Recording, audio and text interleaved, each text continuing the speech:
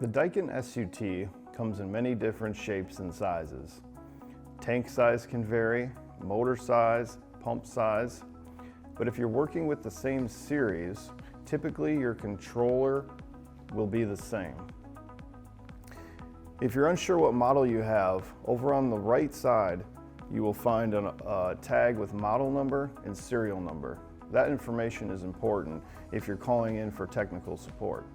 If you have a red sticker or another sticker over top of the model number, this indicates that this unit has accessories or has been built for a specific application. This CP number or ACU number is also helpful when calling in for technical support. The unit also has the ability to give us a lot of information related to alarms and errors.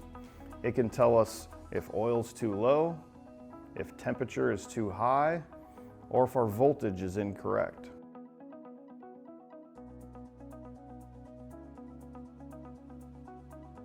If you have an E64 alarm on your display, this is an indication of a dry run error. The first thing we want to check is that we have an adequate oil level in the tank. Minimum mark here on our sight gauge or to here to make sure we have sufficient oil. Second thing, if you've been doing repairs or maintenance, make sure that our ball valve in our suction line is open. This is currently in the open position. If our oil level is adequate and we have good clean oil, the next thing we want to check possibly is our suction strainer inside the tank. If our strainer is plugged, the pump can't draw oil.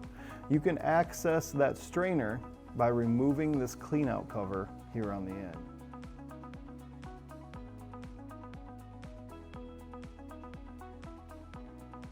Once an alarm code or error code has been generated and you've made adjustments to correct the situation, remember that most times you will need to cycle power to reset your alarm.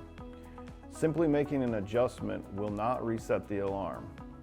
Turn power off, wait for it to discharge 10 or 15 seconds, and then turn power back on to see if your alarm occurs.